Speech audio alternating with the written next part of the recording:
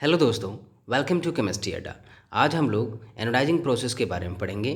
बहुत ही आसान सा टॉपिक है और काफ़ी इम्पॉर्टेंट टॉपिक है। तो बेसिकली इसमें हम लोग इसके कंसेप्ट को और इसके मैकेनिज़्म को देखेंगे कि किस तरह से एनोडाइजिंग प्रोसेस की प्रक्रिया पूरी की जाती है और कौन कौन से रिएक्शंस कैथोड पे होते हैं, किस तरह के रिएक्शंस एनोड पे होते हैं और इसकी ज़रूरत क्यों पड़ी। इन सारे सवालों का जवाब आज हम लोग ढूंढने की कोशिश करेंगे। तो सबसे पहले आइए समझते हैं कि एनोडाइजिंग प्रोसेस क्या होती है और इसकी ज़रूरत क्यों पड़ी। तो सबसे पहले दोस्तों हम लोग एनोडाइजिंग प्रोसेस को समझेंगे। प्रीवियस लेक्चर में हम लोगों ने देखा था कि जब कोई मेटल ऑक्सीजन से रिएक्ट करता है तो वह मेटल ऑक्साइड का फॉर्मेशन करता है, मेटल ऑक्साइड का फॉर्मेशन करेगा। अगर हम मैग्नीशियम के फीते को ऑक्सीजन में बर्न करते हैं तो हमें मैग्नीशियम ऑक्साइड की एक वाइट कलर का हमें पाउडर देखने को मिला था। उसी तरह से अगर जिंक का रिएक्शन ऑक्सीजन से करा देते हैं तो हमें जिंक ऑक्साइड देखने को मिलेगा। उसी तरह से अगर आयरन का रिएक्शन ऑक्सीजन से करा देते हैं तो हमें आयरन ऑक्साइड की एक पतली सी परत दिखाई देगी लोहे के ऊपर में। उसी तरह से अगर हम एल्युमिनियम का रिएक्शन ऑक्सीजन से करा देते हैं तो हमें एल्युमिनियम ऑक्साइड का एक पतला सा परत एल्युमिनियम के ऊपर देखने को मिलेगा। ये सारी प्रक्रियाएं नेचुरल हो रही थी, हवा के प्रेजेंस में हो रही थी। और दूसरी बात आपको यहाँ समझनी है कि जो ये ऑक्साइड्स के लेयर्स बन रहे हैं, अलग अलग जो ऑक्साइड के लेयर्स बन रहे हैं, इनकी नेचर अलग अलग होती है। कोई पोरस नेचर के होते हैं तो कोई नॉन पोरस के नेचर के होते हैं। कहने का मतलब ये हुआ कि एल्युमिनियम की जो ऑक्साइड की लेयर है वह इस एल्युमिनियम को फर्दर ऑक्सीडेशन होने से, संक्षारण होने से बचाती थी। लेकिन आयरन के केस में ऐसा नहीं था। ऐसा क्यों ऐसा होता है तो उसके लिए मैंने अलग से वीडियो बना दिया, उस चीज़ को आप देख सकते हैं कि ये जो ऑक्साइड लेयर है वो आयरन को फर्दर कोरिजन से नहीं बचाती बल्कि कोरिजन करने देती है।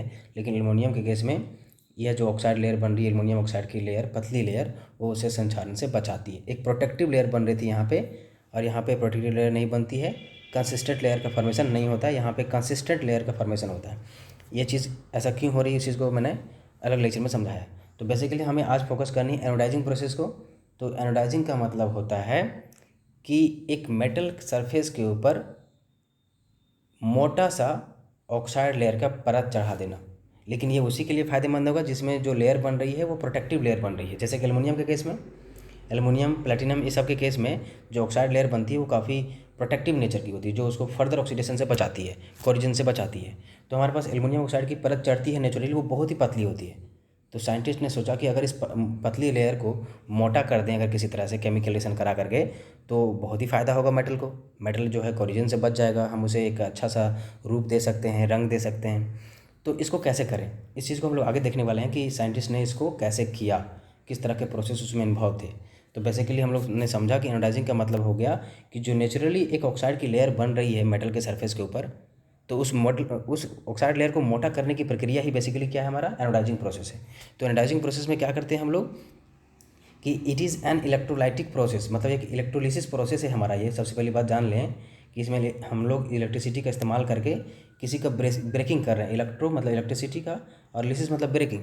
तो हम लोग इलेक्ट्रिसिटी पास करा करके किसी चीज़ का ब्रेकिंग करने वाले हैं जिससे कुछ तरह की चीज़ें बनेंगी, और उस चीज़ का इस्तेमाल करके हम लोग एक मोटा सा लेयर हम लोग चढ़ाने वाले हैं, थिक ऑक्साइड कोटिंग करने वाले हैं। जनरली एल्युमिनियम और इसके एलॉयज़ पर करते हैं। हालांकि एल्युमिनियम के अलावा आप प्लेटिनम और जिंक और नाइबोबियम, इन सारे मेटल्स पर भी आप एक पतला जो कोटिंग है उसको मोटा कर सकते हैं। तो बेसिकली हम लोगों ने क्या सीखा कि एनोडाइजिंग जो है, अर्थात एनोडीकरण जो प्रक्रिया है, हम लोग उसमें एक विद्युत धारा का उपयोग करके किसी धातु के सतह पर प्राकृतिक जो ऑक्साइड का जो पतला लेयर था उसको और अधिक मोटा किया जाता है। इस चीज़ को हम लोगों ने समझा। ये आप देख सकते हैं कि एनोडाइज्ड हमारा एल्युमिनियम का ये चाबियाँ हैं, कितनी सुंदर दिख रही हैं, अलग अलग कलर दिया गया है। इनकी मजबूती पर हालांकि उतना फ़र्क नहीं पड़ा है, लेकिन इनकी जो सुंदरता है वो बढ़ गई है। और दूसरा कि इनका कोरिजन काफ़ी लंबे समय तक नहीं हो पाएगा। आइए समझते हैं कि एनोडाइजिंग करने के क्या क्या फ़ायदे हो सकते हैं। तो सबसे पहला फ़ायदा यह है कि अगर हम एनोडाइजिंग करते हैं तो ऑक्साइड लेयर मोटी हो जाएगी, जिससे उनका कोरिजन काफ़ी लंबे समय तक नहीं हो पाएगा। दूसरा कि एब्रेशन रेजिस्टेंस होगी, इनको डेकोरेटिव लुक मिलेगा, काफ़ी अलग अलग कलर दे सकते हैं, डाइस वगैरह इसमें इस्तेमाल कर सकते हैं। इनके स्ट्रेंथ पर हालांकि कोई फ़र्क नहीं पड़ता है, दूसरी बात कि ये बेटर एडिशन देते हैं, अगर पेंट वगैरह करना हो तो इनमें बेटर एडिशन हो जाता है, चिपक जाते हैं पेंट अच्छी तरह से। तो ये इनके फ़ायदे थे। अब आइए समझते हैं कि एनोडाइजिंग प्रोसेस किस तरह से की जाती है। अब समझते हैं हम लोग एनोडाइजिंग प्रोसेस को। इसके लिए हमारे पास एक एक्सपेरिमेंटल सेटअप है। हमारे पास एक बीकर है। हम लोग सबसे पहले एक एनोड लेते हैं, एक कैथोड लेते हैं। एनोड के लिए हम लोग जिस चीज़ का एनोडाइजिंग करने वाले हैं उसे हम लोग एनोड बनाएंगे। हम लोग अगर एल्युमिनियम का कर रहे हैं एनोडाइजिंग तो एल्युमिनियम एनोड के रूप में लेंगे। क्यों लेंगे इस चीज़ को आगे समझेंगे हम लोग। अगर प्लेटिनम का कर रहे हैं तो हम लोग प्लेटिनम लेंगे एनोड के ऊपर। अगर जिंक का कर रहे हैं तो हम जिंक ले सकते हैं। उसी तरह से अगर कैथोड लेना है तो कैथोड में आप जनरली लेड ले सकते हैं, आप एल्युमिनियम भी ले सकते हैं, एट्सेट्रा। और सबसे ज़रूरी जो हमारे पास जो सॉल्यूशन लेंगे हम लोग, जो इलेक्ट्रोलाइट का यूज़ करने वाले हैं, वो जनरली हम लोग डाइल्यूट एसिड का इस्तेमाल करते हैं। डाइल्यूट एसिड का इस्तेमाल हम लोग करते हैं, जैसे कि dilute sulphuric acid, dilute H2SO4, आप डाइल्यूट क्रोमिक एसिड भी ले सकते हैं, क्रोमिक एसिड ले सकते हैं। आप ऑर्गेनिक बहुत सारे एसिड्स हैं, ऑर्गेनिक एसिड ले सकते हैं। हालांकि ऑर्गेनिक एसिड में थोड़े बहुत हमारे इन्वायरमेंटल इम्पैक्ट्स होते हैं, तो ये सारे एसिड्स आप ले सकते हैं।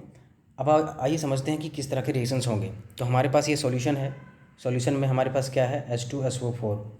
तो जब हम इससे इलेक्ट्रिसिटी पास कराएंगे तो ये आयंस में टूट जाएगा। इलेक्ट्रिसिटी जैसे ही पास कराएंगे, ये जो H2SO4 है वो 2H+ आयन और सल्फेट आयंस में ये टूट जाएगा।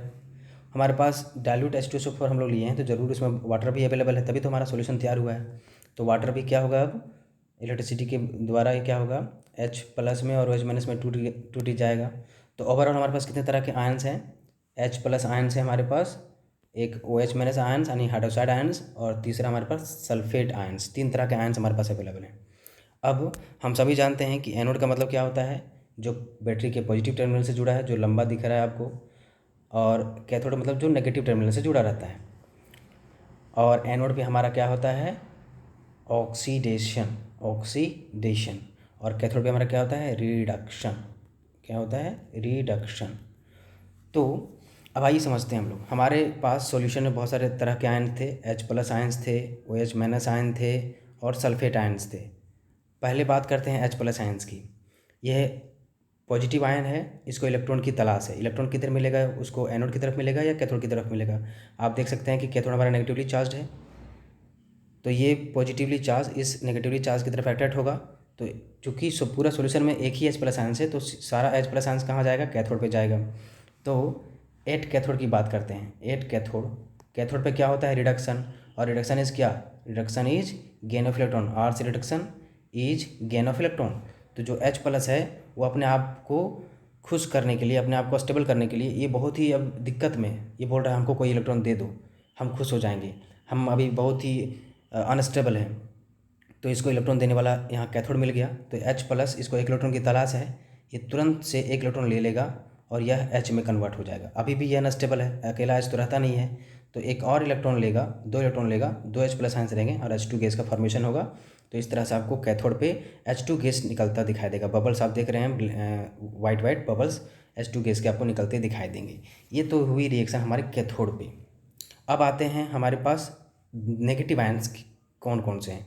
नेगेटिव आयंस हमारे पास OH- आयन है और सल्फेट आयंस है। अब इनको तलाश है कि हमको कोई पॉजिटिव मिल जाए, और पॉजिटिव किधर होता है, एनोड की तरफ। अब ये जितने भी आयंस हैं, OH- और सल्फेट आयंस, वो अब एनोड की तरफ भागना शुरू करेंगे। लेकिन कोई दोनों में से कोई एक ही डिस्चार्ज होगा। तो किसकी डिस्चार्ज होने की टेंडेंसी ज़्यादा रहती है, OH- की आयन। OH- आयन की डिस्चार्ज होने की टेंडेंसी सबसे ज़्यादा होती है। जब आप रिएक्टिविटी सीरीज पढ़ेंगे तो आप जानेंगे कि OH- आयन की डिस्चार्ज होने की tendency in comparison to sulphate ion ज़्यादा होती है।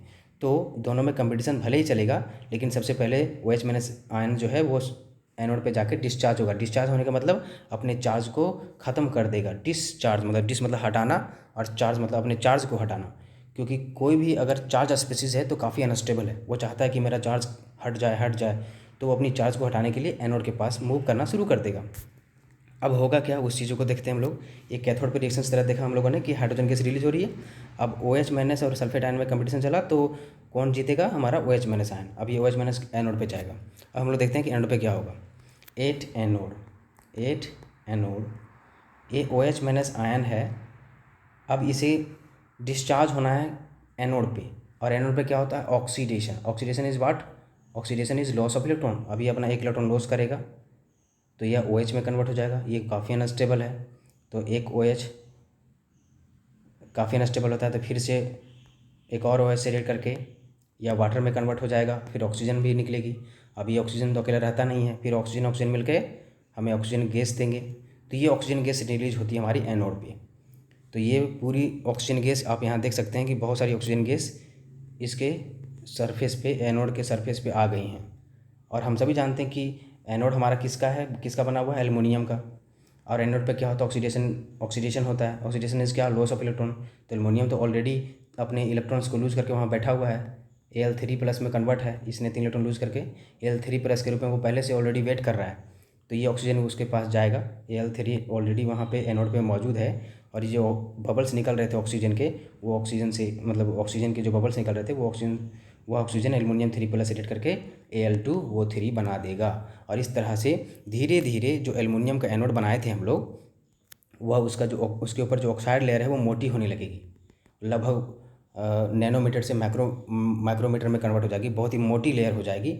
और फिर उसको कुछ समय के बाद ये इस प्रोसेस से होकर गुजरना पड़ता है। डिपेंड करता है कि साइज़ कितना है उसका, उतना समय तक उसको हम इस प्रोसेस करवाएंगे।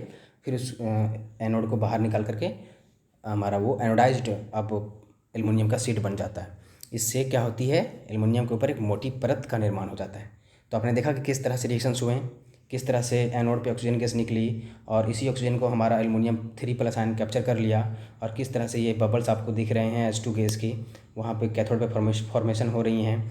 किस तरह से OH- आयन जो है एनोड की तरफ अट्रैक्ट हुआ, सल्फेट आयन क्यों नहीं हुआ हम लोगों ने देखा, फिर H+ जो था वो किस तरह से कैथोड पे गया। तो ओवरऑल प्रक्रिया आपको समझ में आ गई होगी।